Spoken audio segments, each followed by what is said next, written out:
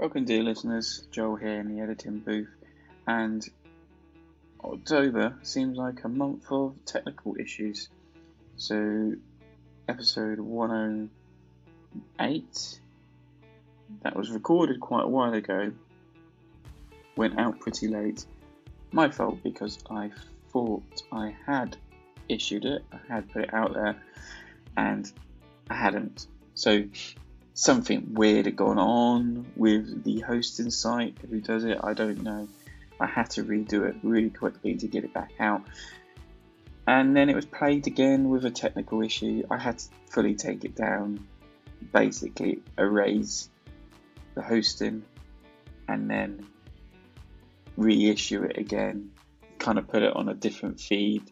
So some of you followers on Facebook and things like that were already liking the first one, and then suddenly it was popping up again, but it was new and you were all a little bit confused. So I do apologise if it did confuse a lot of you. It wasn't my intention. It was just the only way I could see of getting around this problem that we were having. So I took it down, redid it, put it back up on a brand new feed. That's how I did it. So great. This episode 109, again, we were plagued with technical issues, but in our recording session, where for some reason we were having very poor internet connection, and Sam and Nick were dropping out all the time. I might have been dropping out for them, but because I record my side and their side, I'm fine. They will have sections where they dropped out.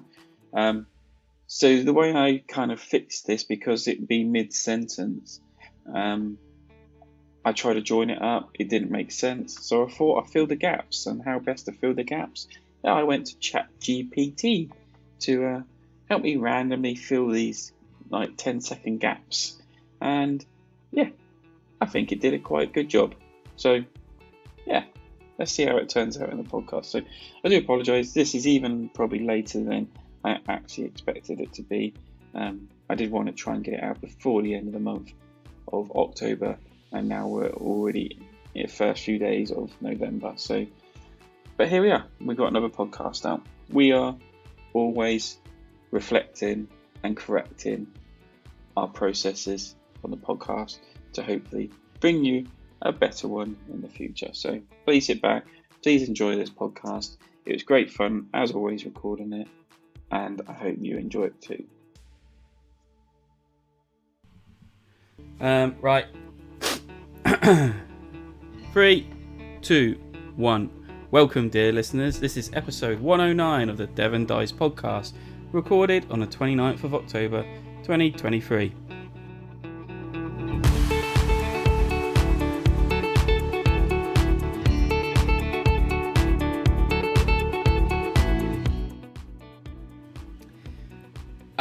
In this podcast, we'll be going back to the usual conversations of Kickstarters, news, what we've been playing, and we might still cover a little bit of the Essen conference that has just happened. Hi, my name is Joel Wright, host of the podcast, and joining me tonight we have Nick Shaw, the podcast resident board game designer and link master. Good evening, folks.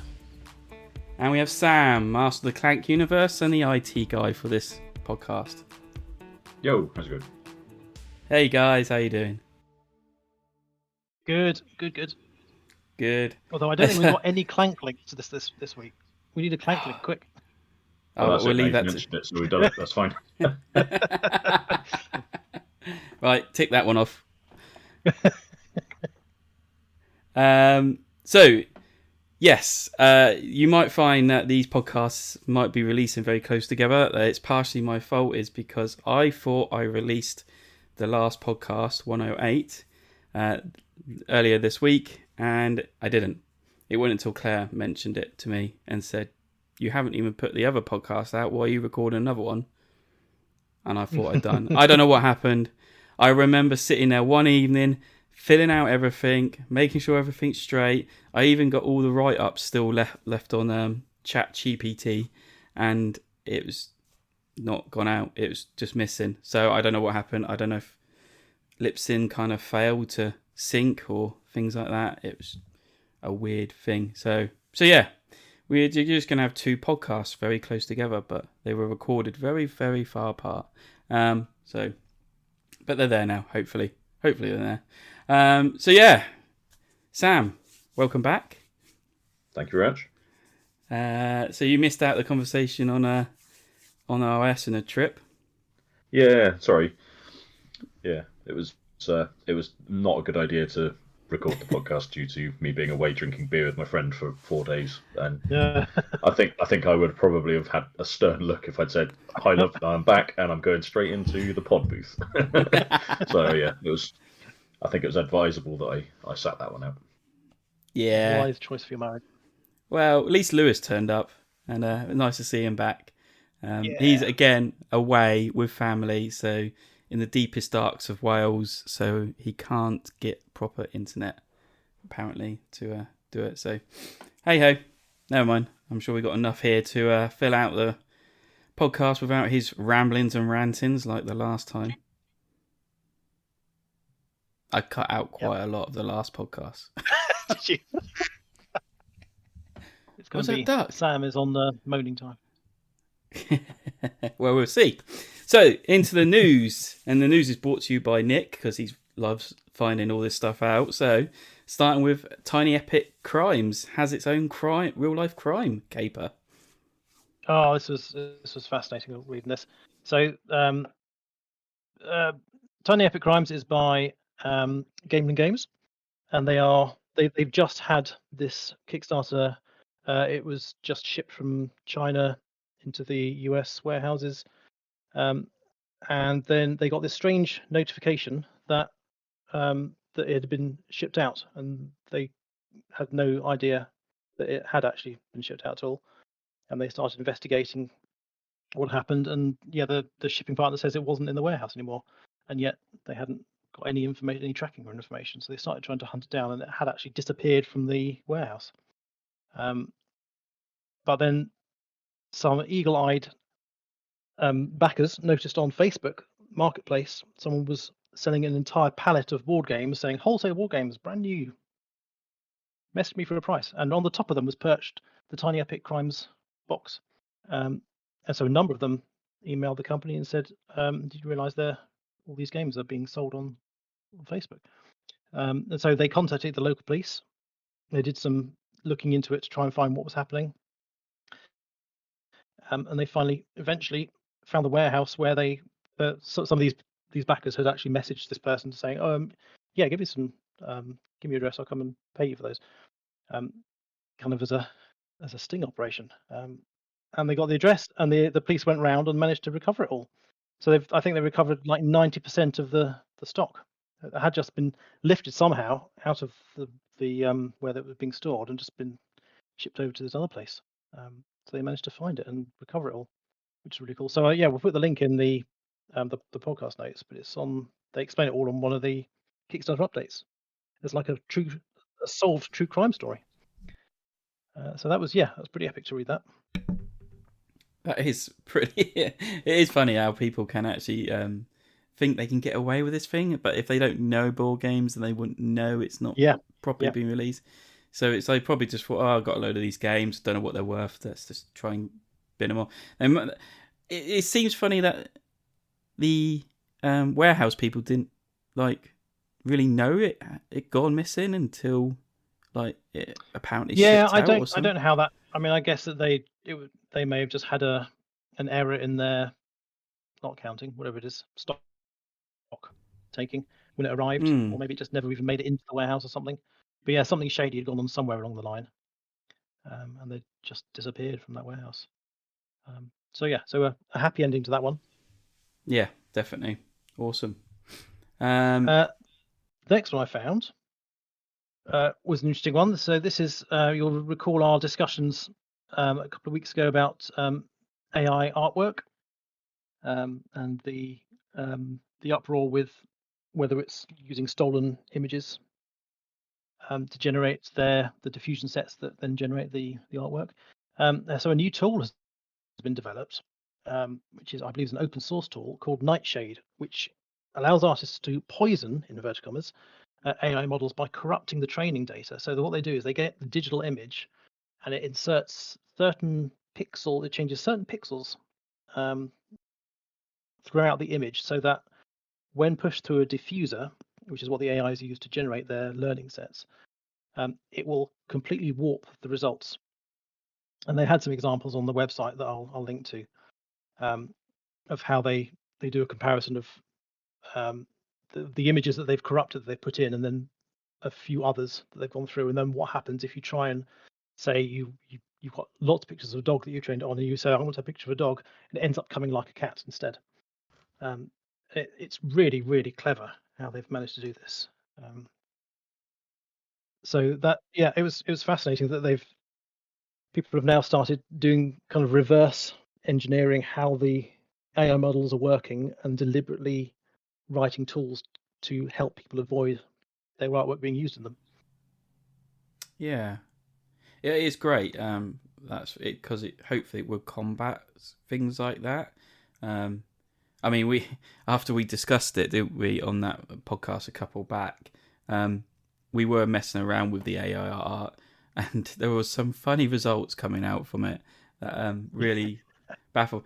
I was trying to get it to do like a new logo image for the podcast, and I basically told it to do like a dice singing into a microphone, and it just doesn't seem to be able to do dice. Even when you say it's a D6 dice, it comes out a really weird, odd shape, and the dots will be all over the place, and it just, it doesn't seem to be able to compute that kind of image. It can't do, some things it just can't do right.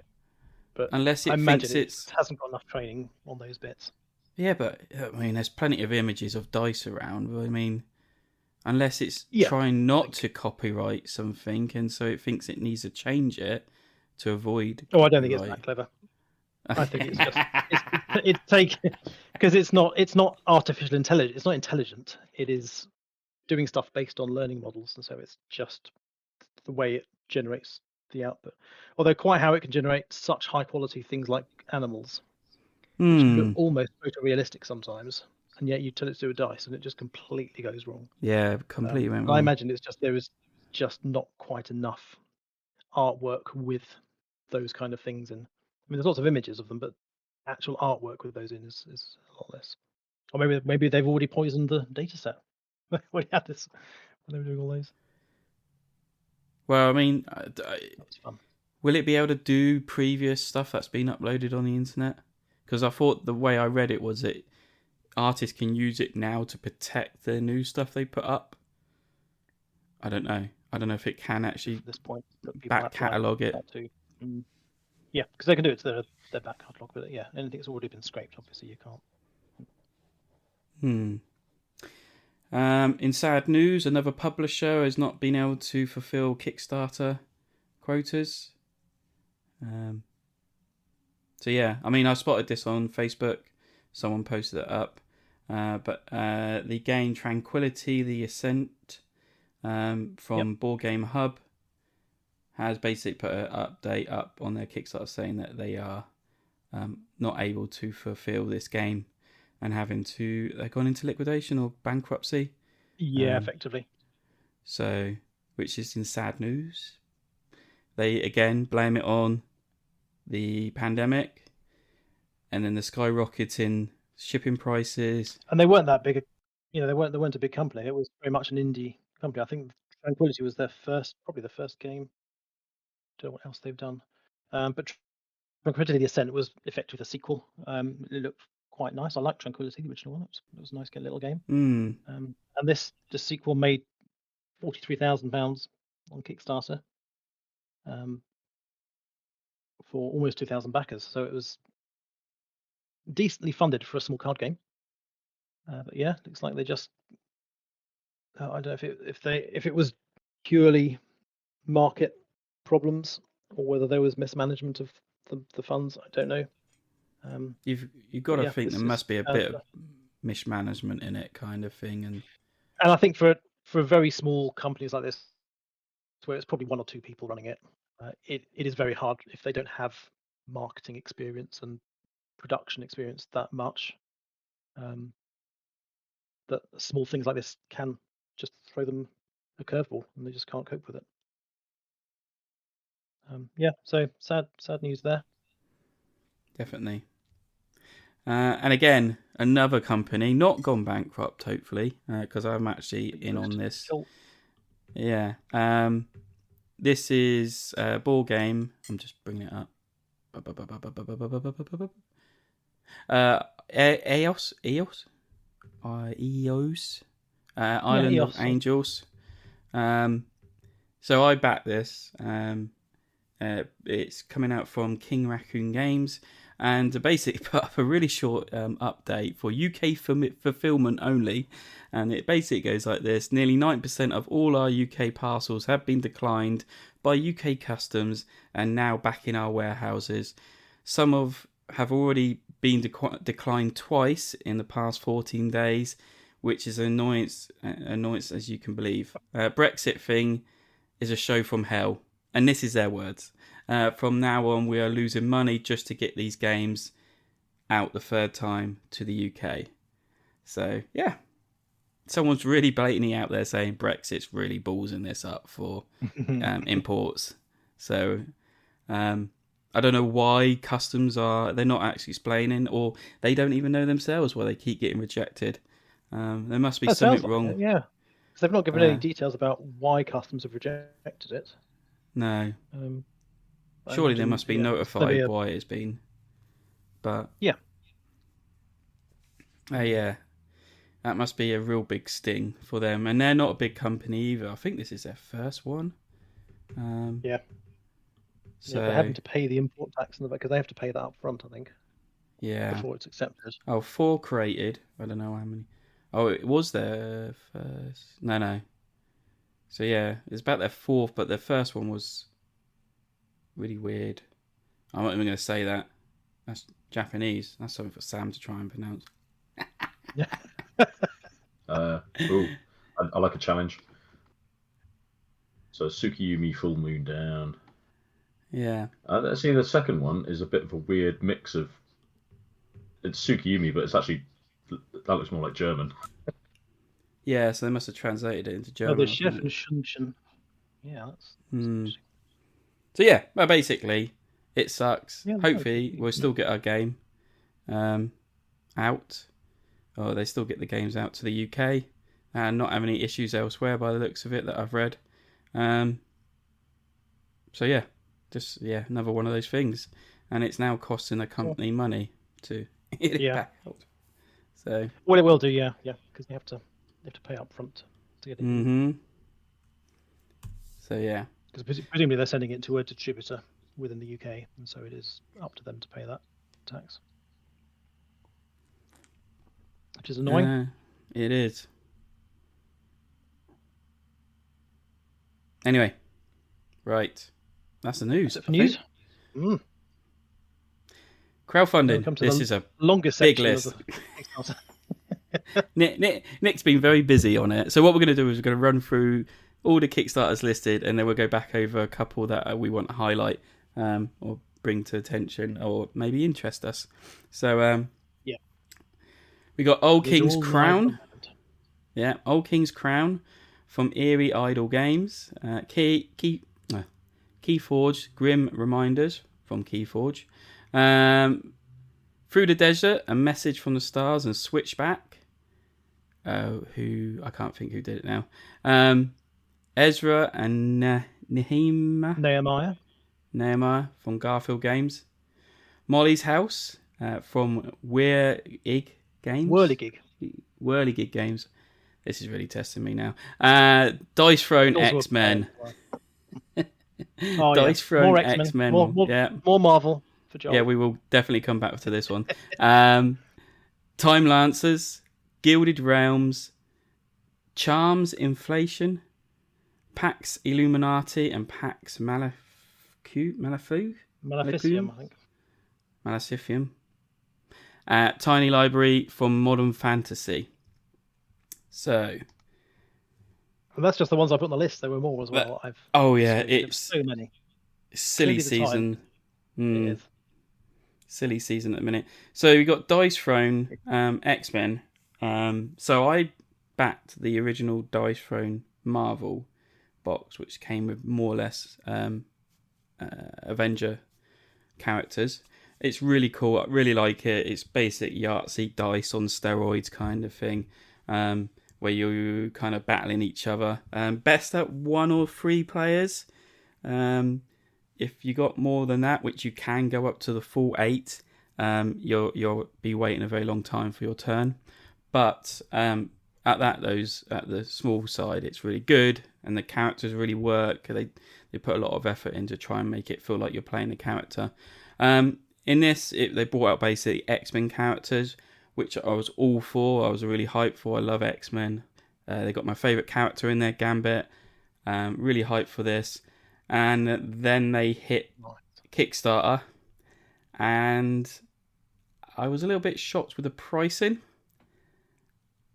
And now I'm kind of whether is it worth it. And I thought Simon were a little bit kind of loose with their pricing, but these have taken it to another level, and I'm surprised not many other people have kind of like highlighted this. There has been some discussions I've seen, people like highlighting it. I mean, the package itself is probably about £20 more for the Dice Throne characters than the first one. That's not a problem. Yep. Got inflation, things like that. They got a second part to it, which is called missions. So basically, you can use any character from any of the Dice Thrones. It's all compatible, and you can bung it in, and you can play out these missions as a cooperative experience. Oh, Sam gone. Yeah, he's having connection problems, so he's restarting. Okay. So you can throw in the characters and play out these cooperative missions against mainly villains from Marvel Universe, and they look like really good kind of missions, well thought out, well designed. I've seen some playthroughs, really excited. Again, to get that is a little bit pricey. It's $169, so £140. Ooh. Yeah, I mean, quite a lot. It's not bad. You're not really getting anything extra also when you back. Excuse me. When you back this. The thing that's really thrown me is that now they're saying, you can get plastic tokens. Now, Simon's pretty good at doing this, and they usually say, here's a box of plastic tokens now instead of cardboard ones. But in this, they've split it down, and they've given you plastic tokens for each box you can get. So, I mean, just as for Marvel, as add-ons. No, as add-ons. So, plastic tokens for Marvel, the first one, $40. X-Men, $40. Missions, $55. There's not a lot of tokens in these. That's a lot, isn't it, for an add-on? It is. I mean, the tokens look lovely. They look well made. I'm sure they are. I'm sure they're really nice. But even Simon doesn't charge this much. And when they say, here's a set of plastic tokens to go with your all-in pledge for like the last Kickstarter they just done, where you're getting like hundreds of expansions thrown in, it's like $30 for all the tokens. And there's a lot of tokens. There's a lot of plastic to it. This is... it's not a lot. And I'm just like, this is amazing. Like, they think this is... like they can get away with this. They're getting away with it because people are backing it to the high. It's made almost £2.5 million so far. Yeah, and then you can also get miniatures, pre-printed miniatures, which pretty cool actually. They look are really nice. cool.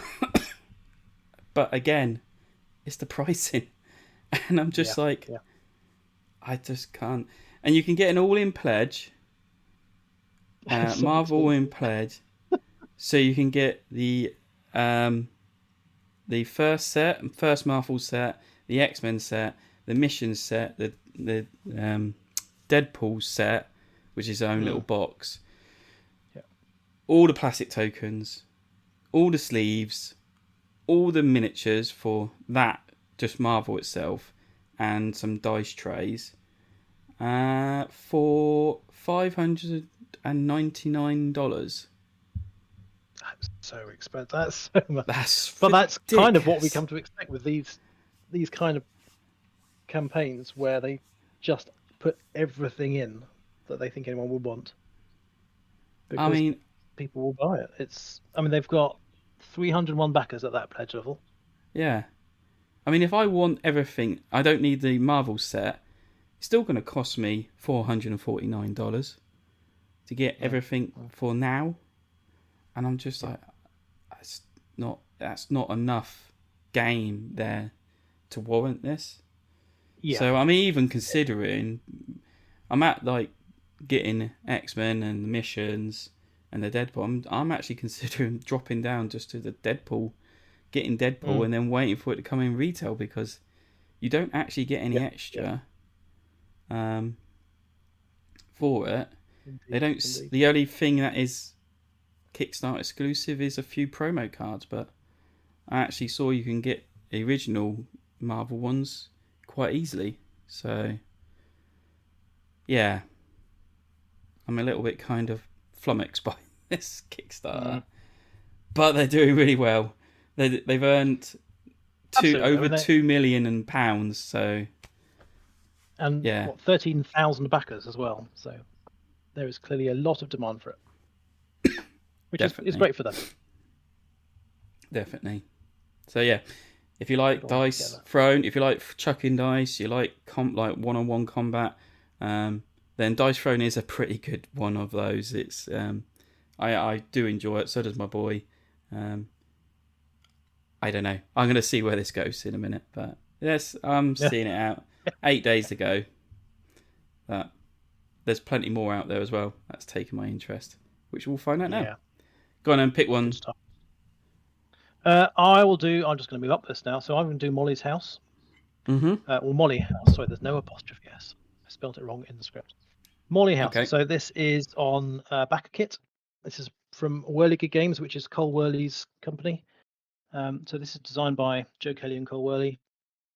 And it's a game of queer joy and betrayal in 18th century London. Experience an immersive historical board game from the creators behind Pax Berrier and John Company. This struck my interest because it sounds really interesting from a historical perspective about something that you probably wouldn't hear very often, story-wise, narrative-wise. Exploring the hidden stories and complexities of life in the 18th century London underbelly, this game offers a unique blend of historical immersion and LGBTQ+ narratives. Cruising the back alleys as a gender-defying Molly in the early 18th century London. So very historically based, but a kind of a history that you rarely hear out. You have to evade moralistic constables seeking to destroy your community. And that's about as much information as I know. I just know the narrative information. I'm not sure how it plays, but it sounded like a very interesting theme. And I do like games which have that level of historical linking to them. So worth checking out if you want to see. There's some really interesting artwork. I wouldn't say I like the artwork a lot, but it's quite stylized. I think it fits the period it's set in, with some custom playing cards and things. So yeah, looks interesting. Have a look at that. That is, they've made $217,000 so far for 2,500 backers, with 12 days to go. Date of recording. That's a good, interesting one. I will carry on going up the list unless you've got any comments. It's like a highbrow gay sauna. could be described like that. Yeah. Oh dear. Sam, is there anything on there you're on the list? I'm going to be brutally honest. There is nothing in, even though there's like 59 Kickstarters this last couple of weeks. I am not interested in a single one of them, which is good for my bank balance. Yeah, indeed. definitely. Not even the trick takers, the charms and inflation. Nah, not really. Yeah, I'm kind of over it now. I think there's just too many. You've got to make a choice in life. And to be honest, that one, the charms and inflation, it would interest me, except for the fact that it's just very, very minimal, which I like normally, but it's literally just numbered cards. They're quite standard trick takers in the sense that it's almost a standard deck of cards on each one, and they just added in some nice plastic tokens for tracking bids and things. Yeah. So it's got that same thing of it being a kind of, it's probably clever in its own little, as far as any trick taker can be clever these days, it is probably clever, but at the same time, like we found with what's the game we played on 12 chip trick. It's more of a concept game than it is generally going to be something that's actually fun and playable. Almost a thought experiment in design. Which I can appreciate, but it's just not something I'm going to put money at now. I've just decided that's it. I can't keep funneling money to you can't back everything. Games. Yeah, and I don't back very much anymore. But yeah, I drew a line unless something really stands out now. And bearing in mind, I drew a line a couple of years ago to say I'm not backing anything else on Kickstarter, and missed out on the Fox experiment, which I definitely want and wish I'd backed now. Typical. So now I do have to keep an eye, annoyingly. But there is so much out there; it is hard to keep track. It needs to be something really interesting or different, or really has to show itself. Appealing. Yeah. So there's nothing. But this one, if people want to look at this one, this is Charms and Inflation. They've done some other nice little releases as well in the past. So Travis Hill's Union Station and Daniel Newman's Enemy Anemone, which you can get as well as part of the campaign as for a discounted price. So yeah, if that's interesting, trick takers, take a look. So another one. This is like, another one I'm backing, and it's for a good reason, not a stupid reason. It's a good reason. I absolutely love the original. There's 3 games involved in this. They seem to like this, bringing out 3 games at once. From All Play, we have Through the Desert. Timeless classic, one of my favourites. Brilliant. Yeah. Switchbacks, which is another kind of hex tile placement. I haven't really looked into that. And A Message from the Stars, which looks like a kind of word party game. The one that's catching my interest, of course, is Through the Desert. I absolutely love Through the Desert. Classic Knizia design. It is. Stuff. With little plastic camels. Love it. Which I'm glad about. So looking at this, they've actually, I'm hoping Sam can tell me if they've done a better job with colour blindness, because the original game came with pastel colours. So I believe they're trying to be authentic to the colours. Yeah, and I believe people with colour blindness struggled with the aspect of knowing what camels is what kind of thing. In this, they've used in bright colours. They're really bold, standout colours, not only for the camels but also for the riders as well. Yeah. So looking at, for me personally, just looking at the picture where it's got it's got the box with the 5 different camels and the tree. The 2 riders on the leftmost riders look pretty much the same colour. And oh, really? The rightmost camel and the middle camel are pretty close in colour. I'm sure it'd be better in real. I'm sure it'd be better in person. I'm sure I can see there's a difference, but it's very subtle. What about the picture above it? So if you go a few pictures up, if I'm looking at the right one. Obviously, looking at it because it's very shallow depth of field, so it's difficult. There's only 3 camels that are in focus, so it's kind of hard to be able to tell.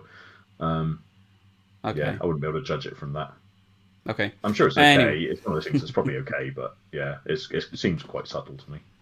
Yeah. I mean, it's really difficult because you have got 5 different colours of camel, and then you've got 5 different colours for players' riders on top of a set of camels. So it's going to be difficult to try and get colours that will stand out for me. Yeah. So yeah, I think it's it's a difficult concept like that. But I mean, I think they're trying, and they're really trying to make it work. I just have to see what it's like in real person. Yeah, I'm backing it. I really want this thing. Not only because it's Through the Desert, but they're also bringing out an expansion which has 4 modules into it, which actually seem really cool. I've read through them. I'm actually quite excited for this. For instance, I'm just trying to get to it. What was it? So we got Salt Mines, Crocodile Watch, Rival Nomads, and Special Waterholes. So, yeah, definitely sticking with this. All Play do a decent job in their games. They're always pretty much on time with delivery. So, yeah, I haven't got a problem with it. $39, £33 for UK for this game, which is actually not bad. That's very for decent what you price, get. Yeah, I'm just getting to shipping to shock myself because I'm sure I looked it up. EU, non-EU because we're the United Kingdom, a silly thing called Brexit. $14 for one game, so it's going to make it about a £40 game, I think. And you'd expect to play that at retail, wouldn't you? Really? Yeah, That kind of game. yeah, It's not bad. So yeah, Through the Desert, All Play, 2 other games in there if it takes your interest. Very nice. One more from you, Joey. Yeah, I'll go with the one at the top because I've seen there's been so much advertising on this on Facebook and other places. So this is The Old King's Crown, a tale of royalty, rebels, and ruses. So this is from Eerie Idle Games, which we mentioned, and it's a strategic board game of ancient crumbling kingdoms where you are trying to claim the kingship, claim the crown, fighting between you. And so this is by the designer of I believe of Root and other games, and it has artwork which looks similar to that style, or the Root style of artwork, which is really nice. And it's kind of a card-based influence game. I haven't picked up entirely what the game is mechanically about from reading the page. There's a lot of information on the page, but they've got some nice animations of what's going on. So it's like it flows through a year: spring, summer, autumn, winter, and you're setting up your influences. You're playing out the cards you think you want to have. You're revealing them and you're resolving them. And yeah, it looks very pretty. And the base pledge is £52, so that's not too bad at all for a game of this size, I think. It comes with an exclusive metal active player token, which is very useful. But there's you can also go with an expansion as well. Or there's the highest pledge level is only £100 actually for an all-in, which is not bad for an all-in pledge, which includes exclusive art prints. So they're going full on the artwork, which is really nice to see. And it's a publisher based in Edinburgh, in Scotland, so that's nice, kind of localish. Yeah, it looks very nice. I'll probably wait and play someone else's copy because it is doing very well. Yep, they're well past their pledge level, almost £250,000 now. Yeah, so it's a good one. Yeah, I know a few people that back this, so yeah, I'll probably get a chance to play it with them. So yeah, that is it. And all the rest, we'll have links on the. Well, yeah. I have actually just added one because I. Oh yeah. There is one that I was kind of, and I need someone else's input on it really because I'm just being lazy and I can't be asked to read too much about it. But it's the Witcher, the Path of Destiny, and it's essentially like a second Witcher game from the same folks that did the Old World, Witcher: The Old World. Yeah. But this one's a bit more of a kind of deck builder, with a board element and stuff. So I think they probably got it early on from, what was it, 2-3 years ago when they started the Old World, that everyone really just wants to play with the characters they know from the video games and the books. So while the world of The Witcher is cool and everything, actually everyone wants to play Geralt or Yennefer and everything else. So they've done that. They've created a game with those characters. So I'm kind of interested because it's The Witcher. I'm kind of interested because it's a kind of deck builder. But I'm also just, can I be, again, talking about my Kickstarter style or crowdfunding apathy right now, I'm kind of in two minds of whether to read any more into it because I know it will cost me a lot of money if I like it. But yeah, it's one that I've got 9 days left to decide whether I want it or not. Basically, it's doing well. $2.5 million. Yeah. It's going to get printed. Backers. Yeah. So there's a whole lot of it's done very, very well. And again, because it's all done kind of in conjunction with the other stakeholders of the Witcher property, it all looks right, So, and it's a decent entry level pledge as well. $55 for the basic pledge. Yeah, it's not decent. excessive. Yeah. So what update next pod as to whether I crumble before it times out, I guess. Nice. But yeah, the only thing that always puts me off with these games though is that there's miniatures again, and it just feels like one of those. And just feels like one of those games where you end up with a shelf full of miniatures and never enough time to play them all. It's a common dilemma for us board game enthusiasts. The allure of beautifully crafted miniatures can sometimes overshadow the practicality of getting them all to the table. A few moments later. Right, so I've started recording again because luckily as it was shutting down, I quickly stopped the recording, so hopefully it saved. Oh, phew. So yeah, sorry, we had a little bit of a technical issue and my laptop decided to shut down in the middle of Sam's preaching of how he was going to back Witcher, the new card game. So what's the outcome, Sam? What have you decided to do? I'm not backing it.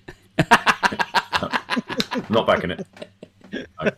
In the time it took to reboot your laptop, he's gone from maybe to definitely no. Well, we kind of went through it. It's I realised, of course, it's got miniatures, which is always it's a deck building game. I don't need miniatures, and it's more than just a deck building game. Don't get me wrong, but I don't need miniatures, and that. This is the thing with it, isn't it? Everything is it goes on Kickstarter. Can we get miniatures in it? Yes, we can.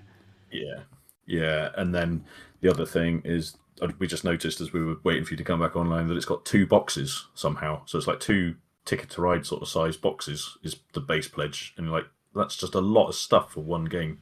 So I'm out. Done. Don't want it. Oh well. I see. Yeah, but it's worth having a look at because if you like the Witcher stuff, it looks really smart. Yeah.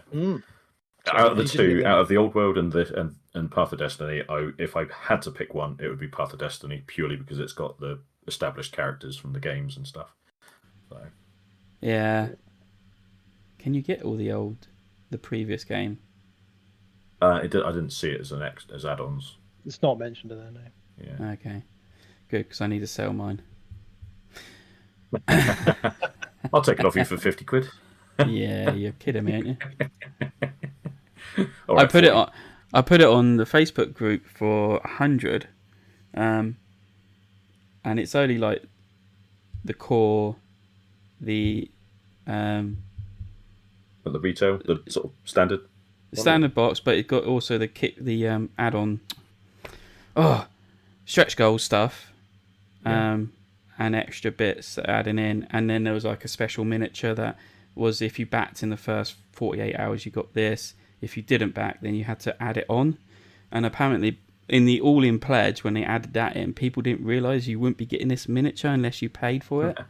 So a lot of people backed it in for the all-in, thinking they were going to get everything, and then it rolls up without this extra character. So they're all desperately trying to get hold of this extra character. So addicts, you see, that's the reason I'm not getting involved now. It's like that. Full-on junkie behaviour. Yeah. Anyway, so okay, we got through crowdfunding. Actually, things are sounding pretty good at the minute. So maybe it was me all along that needed to reset. On to what we've been playing. I'm going to start off and say, Sam, I have now completed Clank Legacy. Hey! Yay, Clank Link! Yeah, there we are. What did you think? Real Clank. I really, really liked it all the way through. I am slightly gutted in the fact that there's so much content still left undiscovered that I'm but I want to bring these other cards in. I've looked through all the rest of the cards and I'm just this is so good. Why can't I have this now? Kind of thing. But there's no way of playing it in a way of bringing this extra stuff in. So or at it's least not without the context, yeah. Yeah. And so I'm a little bit gutted with that. It just feels like a big way. I've still got it all. I might see if there is a way of trying to find a way of including it, things like that.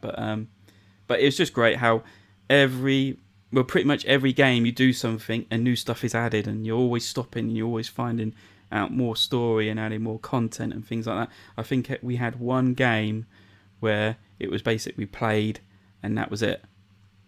Nothing really got done and in between. Yeah, so which didn't take anything away from it. It was just like we get to the end of it, it's like, oh, we didn't read any chapters or open any stuff or things like that. Okay, I won't play the next one then. So yeah, really looking forward to number 2 coming out. So yeah, That's cool. Can you replay with the finished game now? You can carry on playing more games of it. Cool. Nice. Yeah, so a fully customized board. Yeah. Yeah. Because I'll probably have stickers in places that Joel doesn't, and vice versa, kind of thing. Yeah. But we'll have unique boards. Brilliant. Cool. So yeah, it came about. We finished it off because Claire actually admitted, turned around, she goes, "I'm really missing Essen. I want to go back now." And she goes, "I just loved it. It's like amazing experience." I was like, "All right." She goes, "Oh," she goes, "I'm really sad about it." I go, "Well, then we'll just have to have a gaming day tomorrow then." She goes, "Yes, that's what we're going to do." And I was like, I've never seen her so excited about having like board gaming. It's like, this is a really weird situation that we're in. Yeah. I'm like, okay. So yeah, I said, well, we can crack out Ticket to Ride Legacy. She goes, no, we can't. I said, why not? She goes, because we haven't finished Clank yet.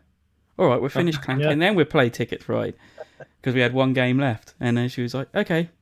So we done Clank Legacy, finished that, and I fully expected, because it was quite late-ish in the Sunday afternoon, that was it. So we packed it away. And then she was like, then she ran over and grabbed Ticket to Ride Legacy and starts unwrapping it and starts reading through it and starts looking through it, because Ticket Ride's her favourite game. And then she was like, starts laying it all out. So then I went up and like convinced the kids with blackmail and bribery of coming and playing it with her. And so yeah, they sat down and we played our first game of Ticket to Ride Legacy. And brilliant. I am just as hyped with this as I am with Clank. We've only played one game, and it's really, really exciting. It's really different compared to what we played at Essen. Oh, really? Okay. And it's something I want to say, but I can't. It's like, it's amazing. It's like, and for people that hate destroying stuff, you don't destroy cards. Like, it doesn't say destroy and rip up. You're actually ripping them up. You're anything that's not used gets put away in like archiving. So there's things like that. But that's not to say you are not changing components in it. So intriguing. There is elements of you will do harm to components. That's all I'm going to say. I'm intrigued now. Yes. Fascinating. Yep. It was just something that happened at the end of the first game. I did not expect from any board game, and I'm just like, I want to play more now. So yeah. That was my So it was great. It was amazing playing both of those. So that was great. Nick, come on then. Yeah. So Joel and I have been playing a number of games of Sky Team, which is one of the Essen darlings. It has been we've played a number of, I think, 4 or 5 games in person with Joel's copy, and we've played probably 6 or 7, maybe more, on Board Game Arena. And I think we're getting quite good at it now. We're very close to almost finishing another one. Without making silly mistakes. Final dice roll, I don't know if I'm going to be able to. But I'm really enjoying it so far. It has surprised me greatly, considering my original reactions to it. Based on, before we played it, based on just the rulebook and the playthroughs and reviews I've seen, it didn't seem that interesting. But actually, getting down and playing it, it's actually really interesting dynamic that you get between the two players, because it's 2-player only, because you have this short discussion period where you can discuss strategy and tactics before you roll your dice. And once you roll your dice, you're not technically not allowed to discuss anything else after that. You are having to give the other player information about what you have by what dice you place where. It's intriguing how they've designed it, especially with all the modules they've got, because there are a number of modules. I think if it was just that base module, it would get tired fairly quickly. But there are so many little modules you can add in and out and swap around, and they've got different difficulty levels. It really makes it a very interesting game, and for the price, I think it's brilliant for the price. What are your thoughts, Joel, on our game so far? It's turning to be one of my favourite 2-player games and one of my favourite co-op games. I just we keep failing on because we're trying a different higher level on Board Game Arena, and I just keep reactioning. Play again. I'm just like, we could do better. We can do this. We can get through this. And it is that you're trying to psychologically think how your partner is going to play, and I think it really adds to that fact. People say, why there's no communication when you're taking action. I think you've got to think of the terms of, I'm no pilot, but that these actions the pilots and the co-pilot are being done in seconds. So there's no time for talking. The little adjustment on, it's in a second, that's the one thing, which is what I said before in the original discussion we had before I played it, is I don't understand the thematics of not discussing between pilot and co-pilot. But it's like you're doing micro decisions where you don't have time to discuss it with the pilot. You have to react immediately, otherwise your plane's going to crash. And that's the clever dynamic I think that it has. Definitely. So yeah, as I said, it's becoming one of my favourite 2-player games and co-op games. And I'm unfortunately not actually being able to play it with Claire yet, which was the whole point of buying it in the first place. Yes. So yeah, and the fact that I didn't realise actually how much content was actually going to come in the box, because half of it's hidden away. You take the lid off, you got the rule book and the extra booklet, and then there's like the basic components there on top, and it's like, okay, that's not bad. And then you take out the paper insert, and there's tons more stuff in the bottom, and it's just like, oh, there's so much to do in this. There's so many ways it could be played, and it adds not just like different airports to land at, but also different factors that have to be taken into account. Like the one at the minute we're doing, we've got a fuel problem, not a fuel problem, but we've got to manage our track. we got to manage our fuel, so we've got to put a dice on it to not let the fuel drop so many times, because if we don't put a dice on it, it moves down 6 spaces anyway, and it's only a 20 length track, so and it will do that every round. And if you've got 7 rounds, I believe, then you're going to lose fuel quite quickly, and if you run out of fuel, the plane crashes.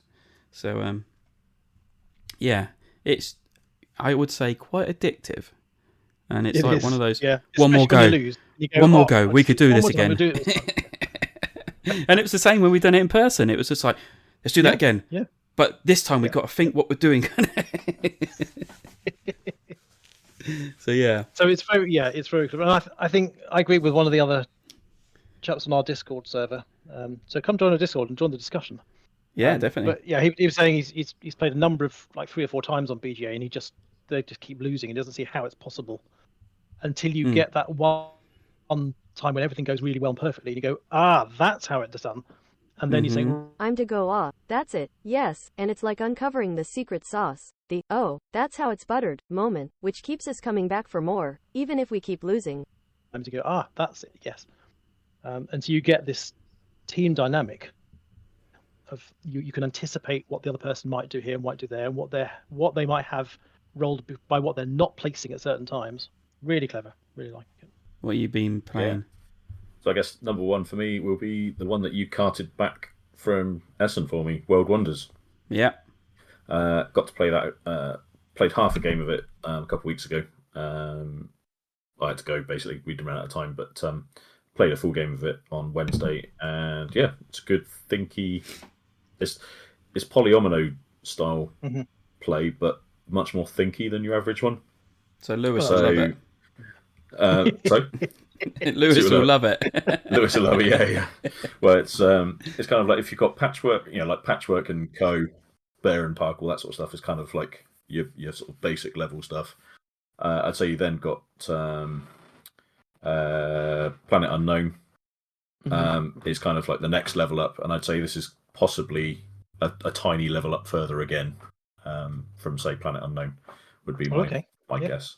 Not dramatically so, but there's quite a lot of thinking you've got to do. So when we played it, the first thing you're trying to do is obviously get yourself in a position to build the different wonders, and there's like, I don't know, 20 odd different wonders as part of the game. And I should explain really with World Wonders, you're all building a sort of city-ish on this kind of gridded board, which will either have a lake in the middle or a river running top to bottom. Along the bottom of the map will be I can't remember what they call it now, but it's like a starting road essentially. It's like you can start building roads off this bottom piece, bottom row of the map, and then you can start building these different types of buildings. 5, I think, different types of building. Doesn't actually say in the rulebook what the types of building are. They're just M, T, V, whatever. But we're thinking it's municipal and financial and that sort of stuff. But it doesn't actually say in the book what those letters mean. But the idea being, when you build buildings, or basically the polyomino shapes, you either place them next to an existing building of the same type or next to a road. That's the stipulation. It's pretty simple, really. And on your turn, what you're going to be doing is either paying for one of the buildings that's on display, so one of each different shape, from like a 3 square line all the way up to like a more expansive, chunky block, which will cost 5 coins, for instance. Or you can build roads, or you can build a tower, or you can claim a wonder. And the idea being is that everyone starts with the same amount of money. You've got 7 coins, essentially. Everyone starts with 7 money at the start of each round, and that's your allotted amount that you can do different turns with. Whether it's buying a tile, then it's someone else's turn, and it comes back round to you, then you can maybe take a set of road tiles to be able to start building another section of your city and that sort of stuff. If you're feeling particularly mischievous, you can also trade a sheep for a brick, because, well, why not add some farm animal fun into city building? Especially when you've got 4 players, because there's only 3 wonders at any one time. And if you can meet the different requirements for the wonders, so next to a road and next to an M building, for instance, and you can see 1 or 2 other players have got the same structures, you want to try and get in there a bit earlier, potentially, to be able to grab the wonders. But the thing is, what we worked out is that the wonders are great, and that's the main reason for building stuff, is to make it look cool on the board, but they don't actually do a great deal. They give you a point, 1 victory point, plus maybe another resource or something. But actually, the most of your points are going to come from surrounding all of your tiles. So you get points for each tile that you fully surround on your board. And if you manage to do that, then like, I think when I played, I got 8 tiles that were fully surrounded. But Nick, who won, had like 13 or 14 tiles that were fully surrounded and got loads more points than me. The wonders don't actually count for buildings that are surrounded. They just help surround things potentially, but they don't actually do much else on the board other than look cool. So there's a lot more thinking to do with it. I think that's what I found is it took about 2 hours for 3 of us to play the game. 4 of us to play the game. So it's quite a long one, but there's quite a lot of thinking you've got to do during the play, as to what's the optimum move at every one time. And the engagement with the other players is just that kind of the interplay of the draft. Everyone can see what's available, and it's kind of, is that still going to be there when it comes back around to me, or am I have to get it now? Or it's quite interesting. Yeah, I mean, I played your copy on the way back from Essen, actually on the ferry, thinking I won't take that long to play because I played solo in the hotel the night before, and it didn't take any length of time to play it solo. So we played it on the ferry back, and we just finished it as we pulled up into the harbour, or the port, I should say. But I actually did enjoy it. It is one of those I was slightly gutted I didn't actually pick up a copy. But I thought, it will probably come around and again. Yeah, I think it's one of those. I honestly don't think it's one that will stick in everyone's collections. So I think there'll be plenty of copies eventually, kind of doing the rounds in match trades and that sort of stuff. It's one of those games that will just do the rounds, I think. Yeah. I'll keep hold of it until I've played it a few times, and then it'll probably move on for me. It's not going to be one that I'll guarantee is going to stick around for any length of time, but the plays we've had of it so far have been fun.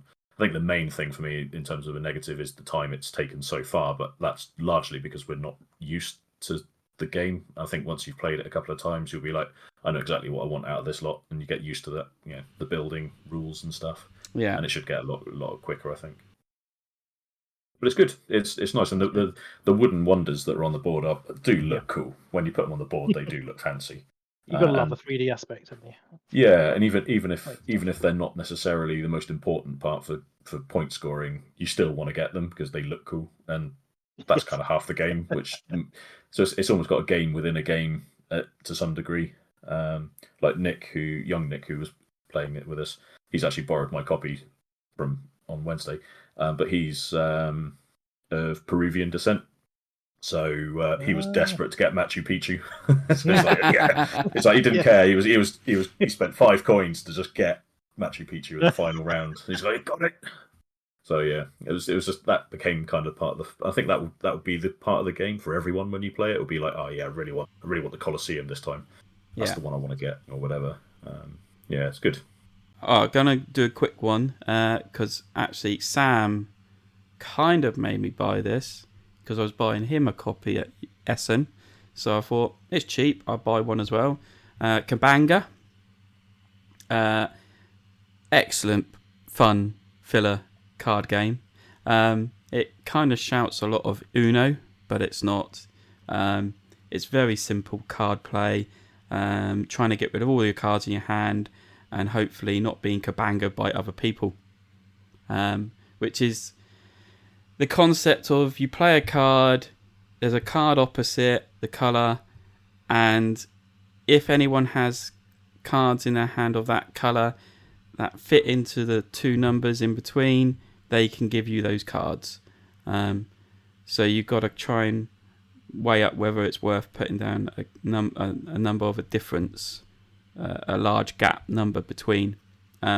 It was really fun, really enjoyed it.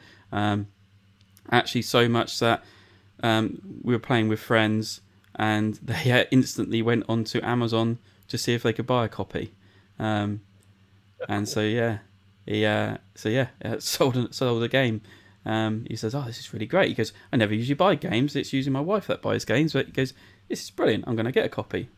I was like, all right. And then actually played Evacuation with Paul Grogan. Oh, yeah.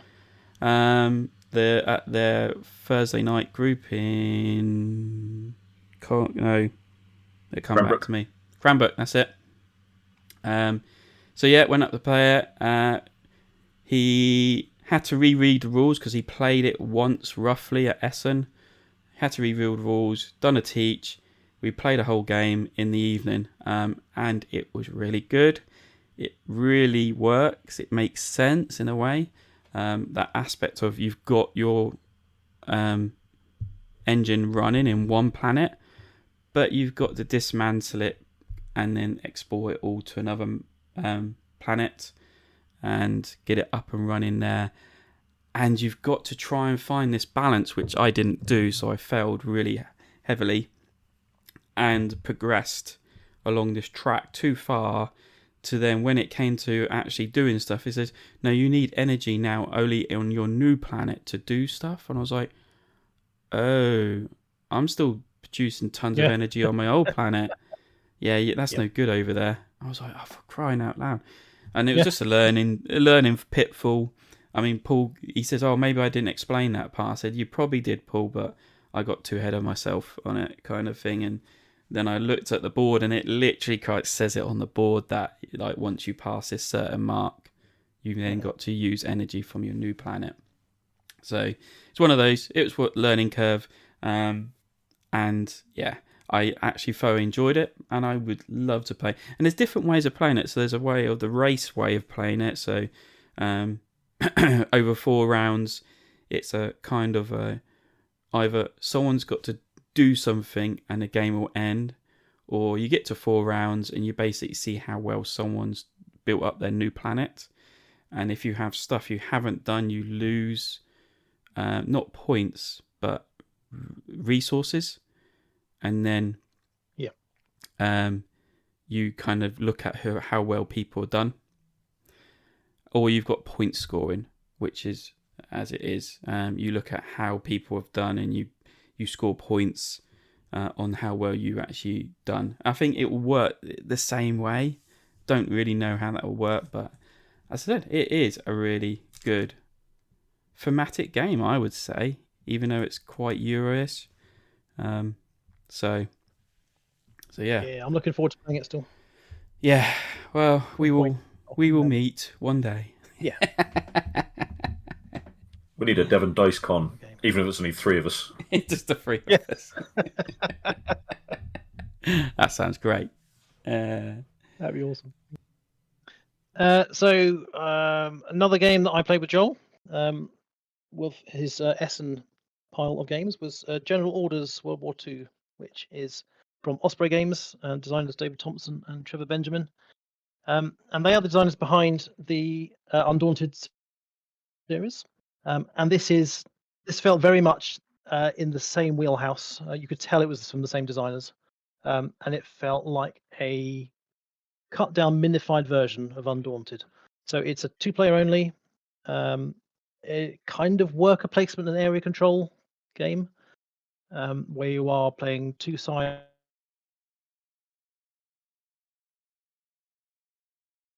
Which side you are playing, or what is represented by which side. So that's kind of an agnostic point. So you don't have to play as the Nazis. Then you can think that you're playing as any side. And it's played on a small map, which has got maybe 12 to 15 hexes on. So not a very big map at all. And you've got 5 worker discs, or 5 worker, or a little hexagon, and then a big part of units which are for your area control on your map, and you're trying to control a certain number of areas which are worth points by the end of the game. So you place your work on your turn. You'll place your worker out onto one of the 4 simple actions on the side, or you can place it onto one of the worker spots on the board on a hex area that you control. And it can be things from like reinforcing, where you put more discs out, or you can move your discs around, or you can do a bombardment where you're kind of shooting people from a distance, or you can do a parachute drop where you drop people in. And it does have 2 sides of the map as well. So there's a second side, which is the Pacific battle, which has slightly different mechanics. So we played the standard one in, I think it's like in the Swiss Alps, kind of that area. And I thought it was a very nice game. It played in, how would you play it in? Probably 40 minutes with the rules teach, and us kind of fumbling the rules along. And I enjoyed it. I think I prefer the Undaunted game merely because I felt there's more in it in the Undaunted. This is very much cut down mechanically. It almost but gave it works perfectly nicely. Yeah, it almost gave me vibes of kind of chess, like yeah. Even the fighting, it's that style, isn't it? It's the real direct back and forth. You're always fighting for control right up to the front. And there is key things you should do first, like if you don't take this reinforcement action where you get like 6 units on the board, you're kind of giving it to the opponent, kind of thing, or you want initiative. So you're kind of fighting for that. And then when we worked out at the end, because it could draw, and then what happens with the draw? Well, the person who's got initiative. So you kind of work. Yeah. Oh, it's one of those. It was kind of a learning game, but it's one of those. If you don't try and get initiative, then you could be on the back foot a lot of the time, and could scupper you. And you kind of worked out in your last move is like, no matter what I do, you've won. It was like one of those things. There's nothing I could do to stop you at that point. No. And that was my mistake from the beginning of that round, I think. Possibly. But yeah, it worked fine. It was nice. I don't know how much replayability it has. But for a quick half-hour little 2-player game, it's perfectly nice. Personally, if I was going to play this theme in a 2-player game for that speed, I would play Blitzkrieg. because I think that's got a lot more depth of decision. But yeah, I was perfectly happy with this. It's a very nice production, considering it's a small box game. Yeah, so good stuff from them. Definitely. Yeah, I don't know how long it'll stay in my collection for. I'm glad I played it. But yeah, I was just expecting a little bit more from it, as they were saying. It was action, worker placement, battling game, and it doesn't feel like that in a way. It's much more area control than worker placement, Yeah. even though the worker placement drives the area control. So, which is a shame. And then I was also a little bit deceived by the box, because I thought it was going to be a big box, and it comes in this cute little kind of kids shoebox kind of thing, and it was just like, it's really small. Yeah. So, but anyway. But the production is very nice. What is in that box is very nice. Very, very good quality. And I see you got Forest Shuffle on there. Is this playing real life, or is this? This is playing. So I played a lot of games on Board Game Arena. I played a few games in real life with my son, and I've been playing it solo as well. So there's someone's designed some fan-made solo rules online. So I've been playing it a number of times because it fits in really nicely into a lunch break. It takes about 20-30 minutes just to play it solo. And I'm still really enjoying Forest Shuffle. It's just beautiful to look at. I love all the artwork and the different strategies you can use. I've been following along with a thread on the game's Board Game Geek page where they're claiming there is a dominant strategy which guarantees you a win. I have been trying that strategy now in a number of games because I don't think it's necessarily a dominant strategy unless the other players don't stop you. I did try in our last game with you and Sam. I kind of pivoted halfway. I think I'm just going to try it, and I don't know if I just happened to win, but I won by a good 30 points in that game. But I've tried it in other games, and I'm trying it now because I don't think it's viable at all in 5-player. I'm in the middle of a 5-player game on Board Game Arena because you just don't get the choice in cards. 2-player, I think you can block the other player enough. It's 3 and 4-player. I'm not sure how viable it is in that play. But so far, I have not seen it being a dominant strategy. If you're lucky to get the cards that you need, yes, it is pretty much a winning strategy. But you need to get those cards, and other people need to not let you. And I'm deliberately not saying what it is, so that if you do play Forest Shuffle, then you're going to try and find this out yourself. But yeah, I think the game is deliberately encouraging players to hate draft certain combinations of cards away from others that are in the clearing, or just to wipe the clearing. Very much pushes to that. There are some cards which are very clearly underpowered, I think. The game is deliberately encouraging players to hate draft certain combinations of cards away from others, just to watch the world burn. Because who needs underpowered cards when you can have an army of fluffy kittens in top hats as your secret weapon? Flyers are fairly pointless to get because they only give you 20 points for 5 cards, even though they're 0 cost to play. What were they again? Sorry, you cut out. Sorry, the butterflies. Oh, butterflies, right, yeah. Where you have to get 5 unique, and that's only 20 points if you get all 5 unique. And getting 5 unique is actually quite difficult, especially in higher player counts. I think some of them are fairly pointless to get because they only give you 20 points for 5 cards even though they're 0 cost to play. But hey, who needs 5 butterflies to earn just 20 points when you can have 5 sheep dressed as butterflies, and that's a winning strategy. I did it against you boys though.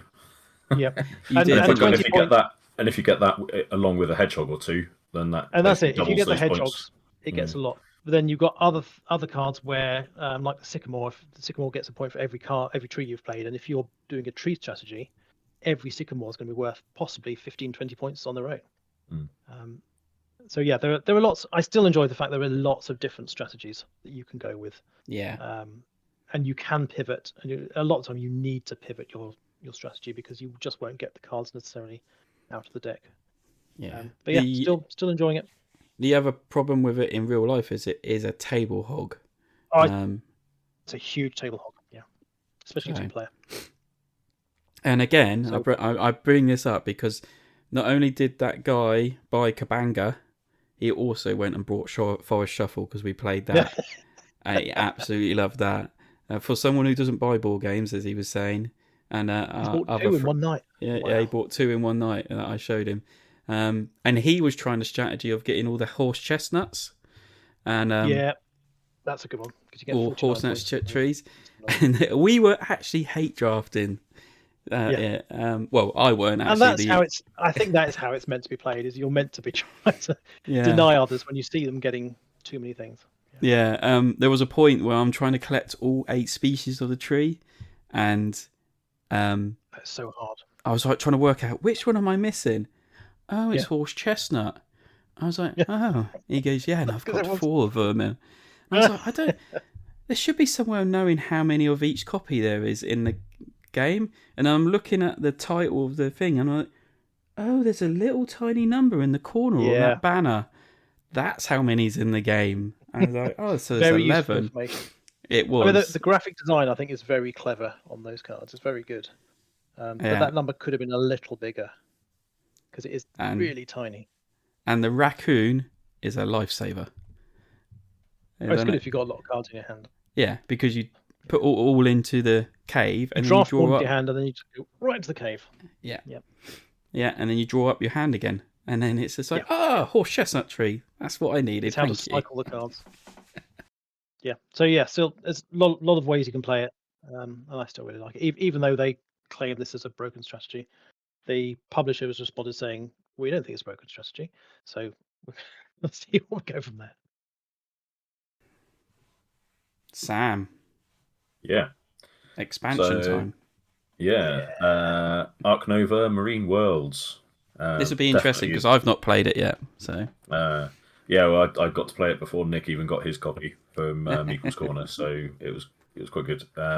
We only played 2-player because knowing that it's a 3-hour game, even with 2 of us, it was like, well, we'll start first thing on a Wednesday, and that was the night that I gave half a game of World Wonders because I was just like, I'm fried, I've got to go home. I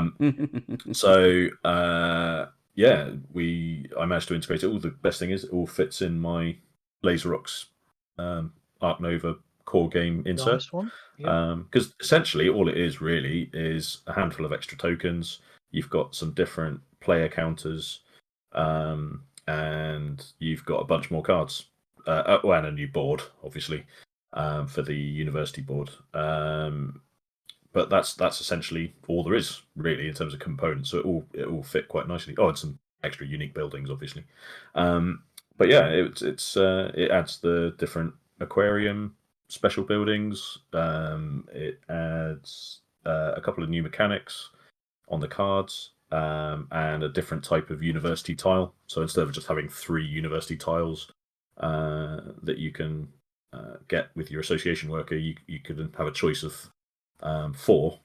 Even though there's still only room for 3 on your board, you basically have a choice of the 4. And the new one is a link to an animal type.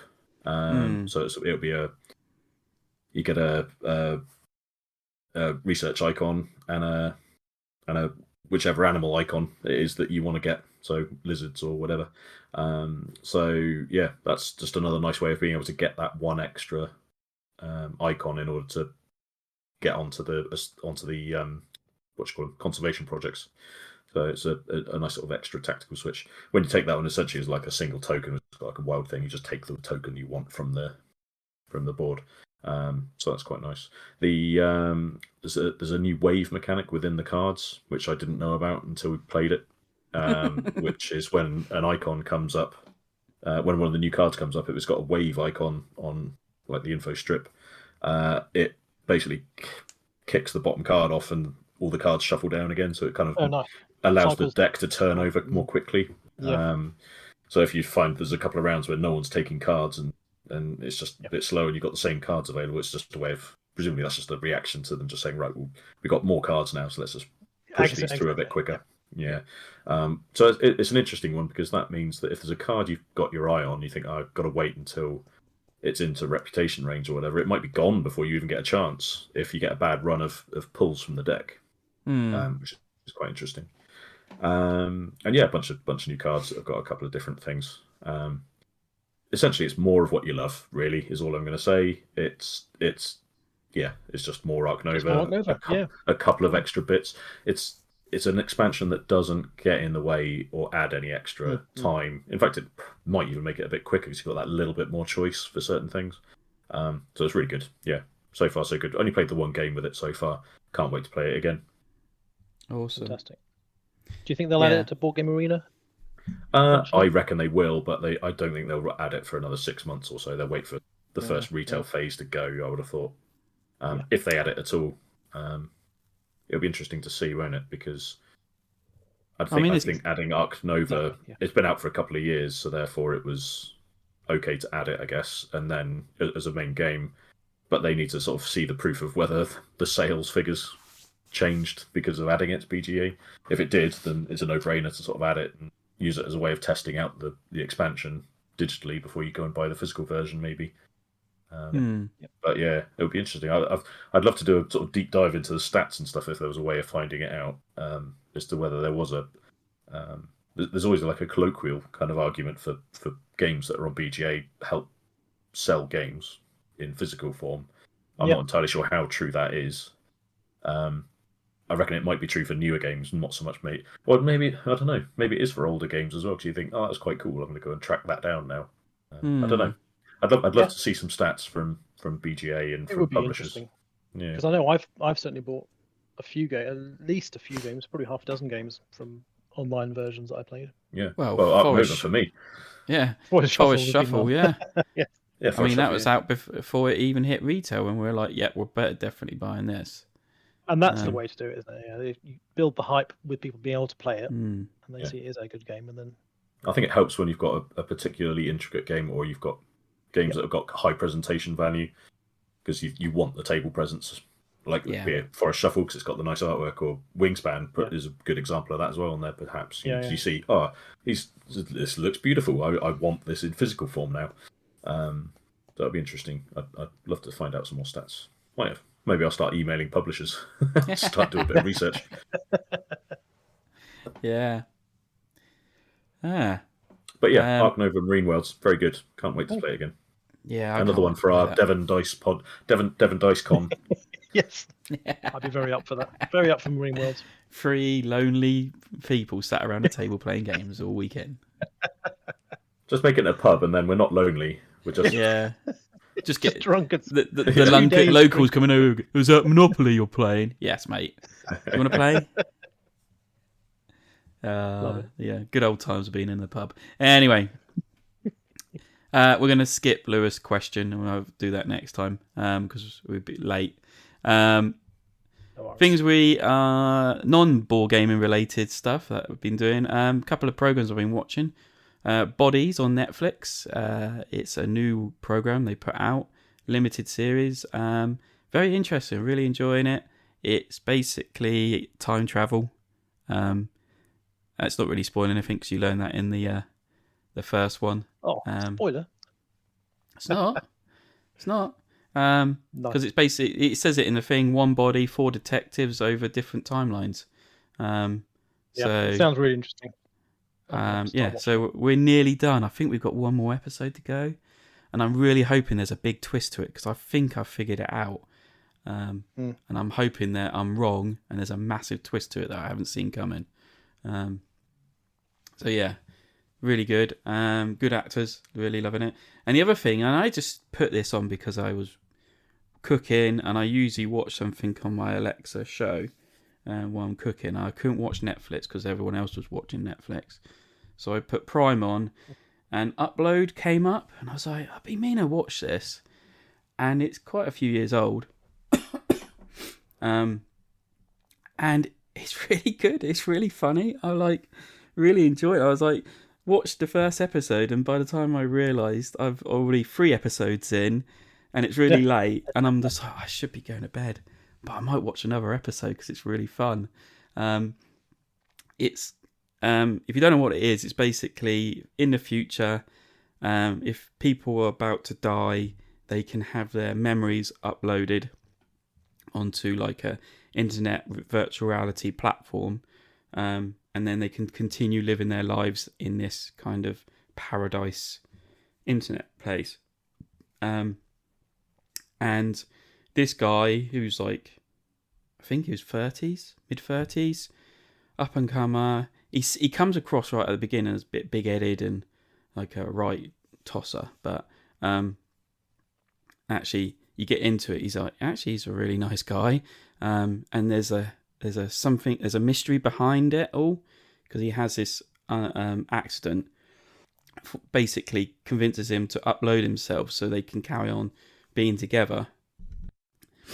So there's a mystery behind what's going on, and there's things happening. But everything that's going on in the future, it's just like that could actually be what it is. So like for his funeral, they used our AI service to put together a group of all his best bits of his memories, kind of thing. But it wasn't the best bits. It was really random moments and like things that like what the hell was going on with that. And there was a bit where like they're seeing him watching TV, and that like from his view, like kind of peep show kind of view, and then it cuts to waves, and they're like, why is there waves? Does something go? Usually it's because there's something that can't be shown, like nudity, or he's probably jerking off kind of thing in the background. And it's just like, yeah, this could happen kind of thing. Like putting stuff together using AIs, and it was just really fun, and I really enjoyed it. And yeah, I'm actually looking forward to finishing it out. There's about 3 series on there at the minute. Cool. So I've started watching on Netflix The Fall of the House of Usher, which is a kind of a gothic horror mini series. So I think it's a kind of limited series with only 8 episodes, and that's it. And it's bizarrely, it's loosely based on the works by Edgar Allan Poe, and it's kind of adapting a number of different stories and characters that he wrote into what they say a singular, non-linear narrative, which recounts the rise to power of this kind of the head of a household or head of a pharmaceutical company, and goes through explaining the events that led to the death of all of his children. And I'm only halfway through the first episode, and I'm intrigued as to what's going on because it's really bizarre and weird and interesting. And the main reason I started watching is because Mark Hamill's in it, and so I thought that'd be really nice to see something that Mark Hamill's in that isn't Star Wars, that he's actually live acting in and not just doing voiceovers. So yeah, I'm enjoying that so far, and that was released on Netflix just a couple of weeks ago, I think. October 12th it came out. Yeah, so very timely for Halloween. Have a look if you're not into gothic horror type things. Sounds good. I do. And as we're talking about highbrow TV shows we're watching, I've just started watching BattleBots season 9. So brilliant! I love it. BattleBots. Is that like Robot Wars, but under a different name? Is it? But good. Robot Wars were good. It's the American version, basically, but they've jazzed it right up from like. I mean, I think the original BattleBots was like it was around the same time as Robot Wars. So if you remember, if you're ever a fan of Robot Wars, do you remember a robot called Razor, which was like a kind of crusher bot with a beak and stuff? It was like the coolest robot. Yeah. It was amazing. They took that over to America and won a load of fights and stuff. So they ended up just entering BattleBots instead. As a different team with a different robot, and it was all a little bit hokey and Robot Warsy as well over there. But they relaunched it a few years ago, and now the robots they can make now, because obviously you've got good quality lithium-ion batteries and stuff, so there's really high power. You can basically do high power robots with high power motors and stuff now. They are properly destructive. I've seen robots get ripped to pieces by vertical discs. I've seen flipper bots making robots hit the ceiling of the box that they fight in, and it's just insane. Just some of the thing one of them is a robot called Upper Punch, which is kind of like got like a rotating vertical disc in the center of it, kind of thing. And it came along and just smacked one of these robots, and it basically exploded. The bot it hit exploded in flames. It just burst into this huge fireball. It was amazing. If you like watching that sort of stuff, it's brilliant. It's so fun. I don't know. It's also on Netflix, is it? Yeah, it is. Yeah, the first few seasons are on Netflix. Yeah, of the relaunched version, so it's actually really, really good. Yeah, it's highly worth it.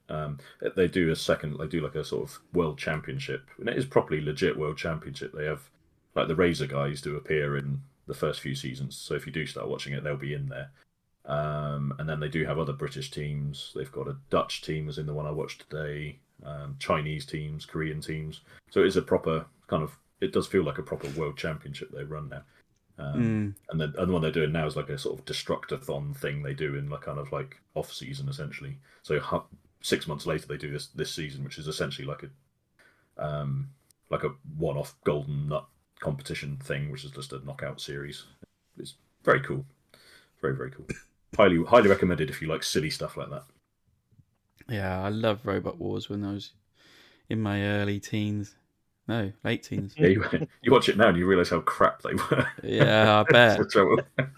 Well, certainly when you watch what they could do, the robots that they got now. I remember there was like in the first Robot Wars, there was one that was the one that won the first couple of seasons. Heavy, nothing could, they didn't have anything that was like discs or stuff that could like hurt anything. So it's just this thing was just driving around like flipping over robots. Just because it drove into them. It was just weird. But yeah, it's brilliant. Highly recommended. Awesome. Well, I think that's it for a wrap. Just one thing to remind you that the North Devon Gaming Weekend is back on, and you can buy your tickets and book your rooms for it for the 23rd to the 25th of February next year. So there'll be a link in the show notes.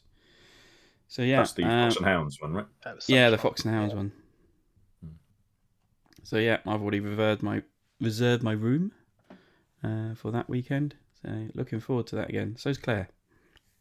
So fantastic. Is Claire joining you at the expo next year?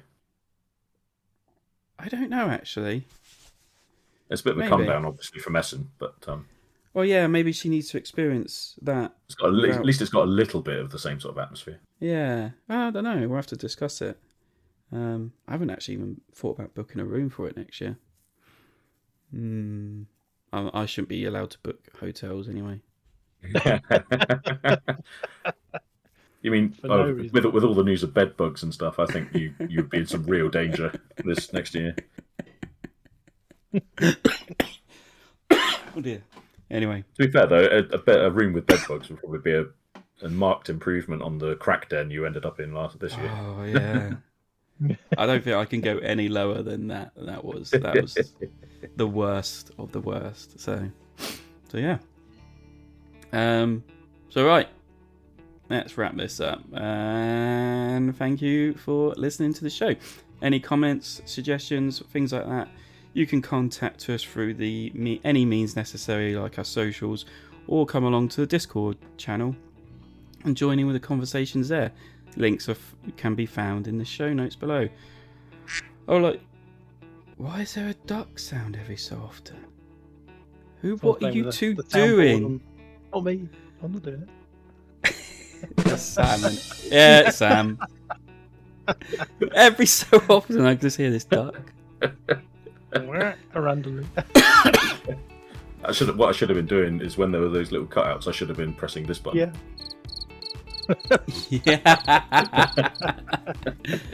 Oh, Big Brother audio kicking in then.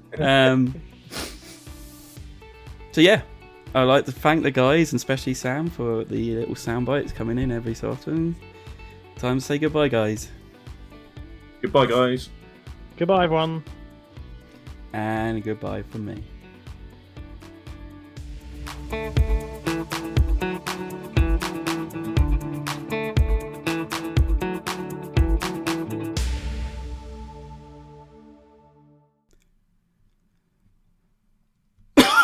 Oh, great. I can now cough my lungs up. You found the sideboard. You found the soundboard. Oh, yeah. What else?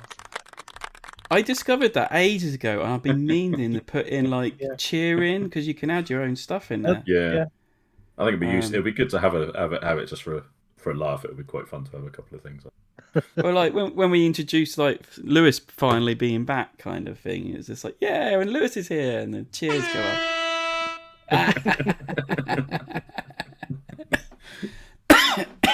But yeah, I need to cut the clip of something like that.